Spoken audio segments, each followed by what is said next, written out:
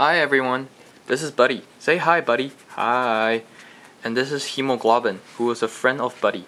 Okay, hemoglobin are usually located inside the blood cell, red blood cell, inside Buddy. But we will not talk about that first. We'll introduce Buddy's everyday life in our circulatory system. First of all, Buddy starts in our right ventricle. When the heart contracts, he gets into the artery. And say he goes right, okay, into our lungs.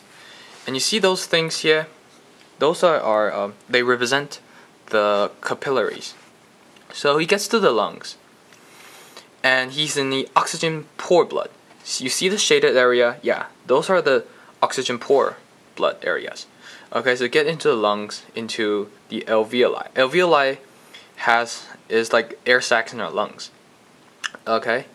And since capillaries are really thin, diffusion can happen easily. So Buddy can transport his carbon dioxide for oxygen.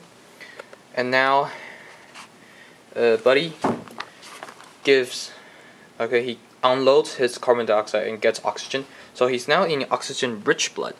He goes through here to the veins into the left side of our heart. This is the left ventricle. And you see these things here. These things, those are the valves. The valves are responsible for preventing the blood flowing back. Okay? So the heart squeezes, he gets into the left ventricle. And now the heart squeezes again, he gets pumped out into the aorta. Okay? And when he gets pumped, he can go up or down. Okay? The blood cells go up and down. So say Buddy goes up into our brain. The upper part is more like our brain and our forelimbs. The lower part is more like our legs and our abdominal organs. Okay. So Buddy he has lots of oxygen in him. He gets to our brain. He unloads all those oxygen to the brain where it's needed. And then he loads himself with carbon dioxide. Now he is in the oxygen poor blood again. So and then he passes through the vena cava, and he goes down and down into the right side of the heart again. This is the right atrium, into the right ventricle, and then and then the whole cycle starts again. So Buddy goes, yeah.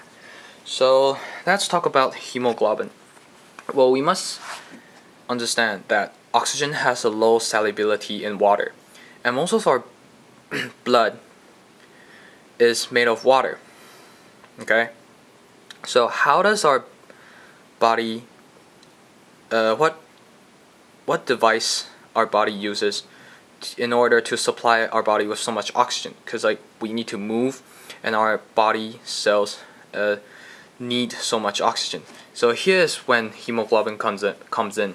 Hemoglobin is responsible for binding in more efficiently to the oxygen molecules, and then help Buddy transport the oxygen toward where it's needed. And then yes, and also hemoglobin is also responsible for buffering our blood, because sometimes when we breathe in, when the blood when Buddy loads himself with carbon dioxide, our blood actually becomes more acidic. And what hemoglobin does is that he carries some of the hydrogen ions, which is one of the reasons that makes the blood more acidic. So therefore making the buffering the pH of our blood, so our blood doesn't become that acidic, becoming more neutral. So that's it. That's our presentation of Buddy and his little friend hemoglobin.